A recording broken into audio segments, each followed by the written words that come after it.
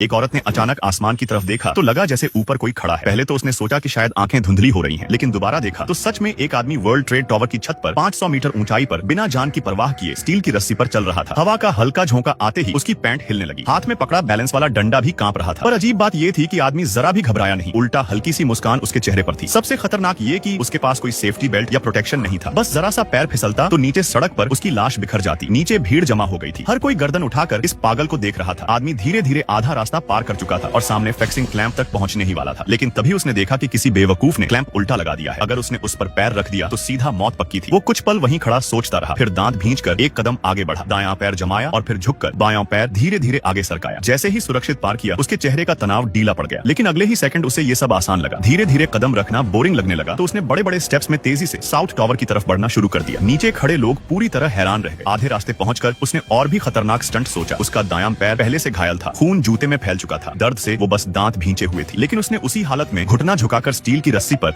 एक घुटने के बल बैठने का स्टंट कर दिया। सैकड़ों मीटर ऊपर ये करतब देख सबकी सांसें रुक गईं। थोड़ी देर बाद वो धीरे से खड़ी हुई और भीड़ की तरफ देखकर संतुष्ट मुस्कुराई, लेकिन तभी दो पुलिस वाले छत पर पहुंचे। बिना कुछ कहे उन्होंने हथकड़ी निकाली और चिल्लाकर उसे नीचे आने का हुक्म दिया। जैसे ही आदमी ने देखा कि पुलिस ने उसके साथी को कंट्रोल कर लिया है, वो भी सीधा वापस लौटने लगा, लेकिन तभी वो अचानक रुक गई। उसके चेहरे पर शातिर मुस्कान आई। उसने बैलेंस वाला डंडा सिर के ऊपर उठा लिया और पल भर में घूमकर पीछे की तरफ मुंह कर लिया। पुलिस हक्का बक्का रह गई। वो फिर से सबसे खतरनाक जगह पर जाकर बैठ गई। स्टील की रस्सी पर नीचे देखना सबसे बड़ा रिस्क होता है, लेकिन उसने नीचे झांककर घुटनों के बल बैठने का दुस्साहस किया। फिर दोनों घुटनों पर टिककर हाथ फैलाए और पीछे की तरफ झुक गई। भीड़ का दिल जैसे रुक गया हो। सब चुपचाप सांस रोके खड़े थे। तभी नॉर्थ टावर की तरफ से और पुलिस वाले आ गए। अब आदमी पूरी तरह पागलपंती पर उतर चुका था। बैलेंस वाला डंडा पकड़कर रस्सी पर कूदने लगा। पुलिस वाले बार बार चिल्लाकर उसे चेतावनी देते रहे, पर वो बस हल्का सा सिर हिलाकर फिर से रस्सी पर आगे बढ़ गई। दोनों तरफ पुलिस खड़ी थी। वो और चिढ़ गई। उसने अचानक डंडा रस्सी पर फेंक दिया और हाथ सीने पर बांधकर पुलिस वालों को घूरने लगी। तेज हवा उसके घायल पैर को हिला रही थी, लेकिन फिर भी वो एक पैर पर खड़ी थी। नीचे पूरी सड़क लोगों से भर गई थी। हर कोई इस पागलपन को देखने दौड़ आया। तभी उसने देखा कि काले बादल बहुत नीचे आ गए और भारी बारिश होने वाली है। उसने सोचा अब लौट जाना चाहिए, लेकिन जैसे ही उसने पीछे मुड़कर कदम रखा, रस्सी वाले क्लैंप का स्क्रू टूट गया। उसका पैर फिसला और वो लगभग नीचे गिरने ही वाली थी। नीचे भीड़ से चीख निकल गई। उसी वक्त एक हेलीकॉप्टर आ गया और उसे जोर से नीचे आने को कहा। ठंडी हवाएं और तेज हो गई थी। उसका घायल पैर